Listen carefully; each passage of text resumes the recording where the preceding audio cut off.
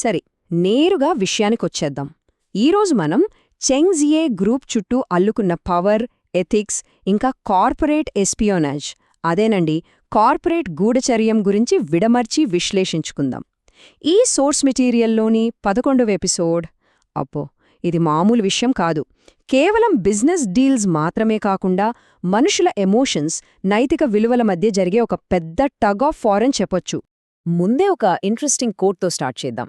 వ్యాపారం అంటేనే final results అండి అని జీ అన్న మాటలు నిజంగా ఈ కార్పొరేట్ ప్రపంచం ఎంత కఠినంగా ఉంటుందో కళ్ళ కట్టినట్లు చూపుతాయి. ఎందుకంటే ఇక్కడ దయాదాక్షిణ్యాలకు చోటే లేదు, రిజల్ట్స్ మాత్రమే ముఖ్యం. అయితే ఈరోజు మనం ప్రధానంగా 4 విషయాలను డీకోడ్ చేద్దాం. అవేంటంటే 1. The contract trap, 2. A shift in power, 3. Ethics versus profit, మరియు చివరగా ది ఎస్పియోనాజ్ థ్రెట్. ఇవి స్టోరీని ఎలా మలుపు తిప్పాయో వరుసగా చూద్దాం. సరే, మొదటి సెక్షన్ ద కాంట్రాక్ట్ ట్రాప్. ఒక మాస్టర్ స్ట్రోక్ అనుకున్న బిజినెస్ డిసిజన్ ఎలా ఒక డేంజరస్ ట్రాప్గా మారిందో ఇక్కడ అర్థమవుతోంది. పైకి చూస్తే హైఫీ గ్రూప్ సప్లయర్ కాంట్రాక్ట్ని జనరల్ మేనేజర్ జీ చాలా తెలివిగా క్యాన్సిల్ చేసినట్లు కనిపిస్తుంది కదా. గర్భిణీ స్త్రీలకు హాని చేసే ప్లాస్టిసైజర్స్ లిమిట్ దాటాయని ఒక సాలిడ్ రీజన్ కూడా చూపించాడు. దీనివల్ల తమ రైవల్ జౌ జాంగ్కు ఎలాంటి భారీ పెనాల్టీ కట్టాల్సిన అవసరం లేకుండా చాలా స్మార్ట్గా తప్పించుకున్నాడు. కానీ అసలు ట్విస్ట్ ఏంటంటే, ఇది జీఈ సాధించిన విజయం కాదు.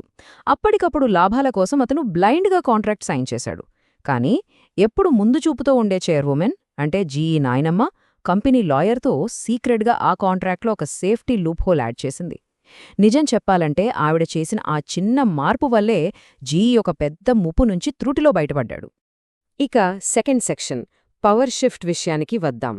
ఈ పెన్ను ప్రమాదం కోమా నుంచి అప్పుడే బయటపడిన నాయనమ్మను తీవ్రంగా ఆలోచించేలా చేసింది. కంపెనీలో పవర్ డైనమిక్స్ని పూర్తిగా మార్చేయడానికి ఇదే అసలైన కారణం. ఇక్కడే అసలైన పాయింట్ ఉంది. స్పెషల్ అసిస్టెంట్ టు ద చైర్వుమెన్ అనే కొత్త పోస్ట్ క్రియేట్ అయింది. ఈ ఒక్క డిసిషన్ సైలెంట్గా ఉండే మన చెంజియాక్సన్ లైఫ్ని మొత్తం మార్చేసింది. జస్ట్ చూస్తూ ఉండే ఒక ప్రేక్షక పాత్ర నుంచి జీఈ తీసుకునే ఏ నిర్ణయాన్నైనా వీటో చెయ్యగలిగే, అంటే ఆపగలిగే ఒక పవర్ఫుల్ పొజిషన్లోకి ఆమె వచ్చింది. వాట్ చేంజ్ కదా. అయితే ఇలా సడన్గా ఇంత పెద్ద బాధ్యతల్లోకి వచ్చేసరికి జియాక్సన్ పరిస్థితి నీళ్లల్లోంచి బయటపడిన చేపలా తయారైంది. మొదటి రాత్రే కార్పొరేట్ టర్మినాలజీ నేర్చుకోటానికి ఆమె చాలా కష్టపడాల్సొచ్చింది. ఫర్ ఎగ్జాంపుల్, సిఎస్ అంటే షూటింగ్ గేమ్ అనుకుంది పాపం.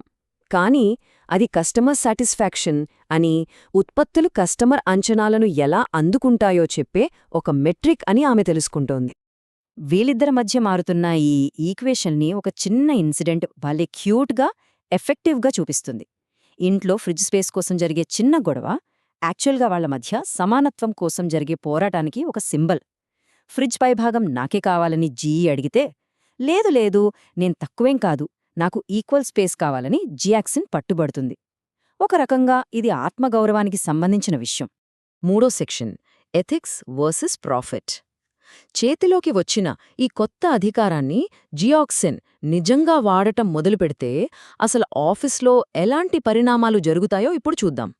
వాళ్ళిద్దరి థింకింగ్ ప్రాసెస్ ఎంత డిఫరెంట్ అంటే, ఒక లాజిస్టిక్స్ కాంట్రాక్ట్ విషయంలో అది వెంటనే బయటపడుతుంది. జీఈ మైండ్ సెట్ ఎప్పుడూ స్పీడ్, రిజల్ట్స్, ప్రాఫిట్స్ చుట్టూ తిరుగుతుంది. కానీ జియాక్సన్కి మాత్రం మానవత్వం, నమ్మకం, ఎంప్లాయీస్ని ఎలా ట్రీట్ చేస్తున్నారనేది ముఖ్యం. అంటే ఒక ప్రాఫిట్ ఓరియంటెడ్ మైండ్కి, ఒక కంపాషనేట్ మైండ్కి మధ్య జరిగే డైరెక్ట్ ఫైట్ ఇది. SUDA logistics company track record అస్సలు బాలేదు. వాళ్ల ఎంప్లాయీస్ని ఇబ్బంది పెట్టిన హిస్టరీ, కంపెనీ తప్పులకి వర్కర్స్ని బలిపశువులను చేసిన లేబల్ సూట్స్ వాళ్ల మీదున్నాయి. ఇది తెలిసాక జియాక్సన్ ఆ కాంట్రాక్ట్ని రెన్యూవల్ చేయడానికి ఏమాత్రం ఒప్పుకోదు. అన్యాయం జరిగే వర్కర్స్ వైపు నిలబడిన ఆమె నిర్ణయం జీఈకి ఆమెకు మధ్య ఉన్న క్లాష్ని పీక్స్కి తీసుకెళ్తుంది. ఆవిడ కేవలం ఎఫిషియన్సీనే కాకుండా ఎంప్లాయీ వెల్ఫేర్కి ఎలా ఇంపార్టెన్స్ ఇచ్చిందో చూడండి. ఆఫీస్లోని థర్డ్ మీటింగ్ రూమ్ని ఏకంగా మదర్ అండ్ బేబీ రూమ్గా మార్చేసింది. దీనివల్ల పాలిచ్చే తల్లులు ఇక బాత్రూమ్స్లో ఇబ్బంది పడక్కర్లేదు. అలాగే ప్రతి ఫ్లోర్లో కాఫీ మిషన్స్ పెట్టి బెస్ట్ క్వాలిటీ కాఫీ బీన్స్ కూడా తెప్పించింది. ఒక కంపెనీకి ఎథిక్స్ ఎందుకు అవసరమో ఈ చిన్న మార్పులే చెబుతాయి. ఇప్పుడు మనం fourth and final section the espionage థ్రెట్కు వచ్చేసాం. బయటి వాళ్లతో పోరాటం ఒక ఎత్తైతే ఏకంగా కంపెనీ లోపల నుంచే ఎంత పెద్ద డేంజర్ పొంచి ఉందో ఇక్కడ చూద్దాం. హఠాత్తుగా కంపెనీ ఇంటర్నల్ సిస్టమ్ ఒక షాకింగ్ విషయాన్ని డిటెక్ట్ చేస్తుంది. ఎంతో సీక్రెట్గా ఉంచాల్సిన మ్యాన్యుఫ్యాక్చరింగ్ డేటా అనధికారికంగా డౌన్లోడ్ అయింది. అందులో ప్రోడక్ట్ ఇంగ్రీడియంట్స్, ఫార్ములాలు, సప్లయర్ లిస్టున్నాయి. ఏ కంపెనీకైనా ఫార్ములా అనేది గుండెకాయలాంటిది. అది బయటికి వెళ్ళిందంటే ఇక అంతే సంగతులు.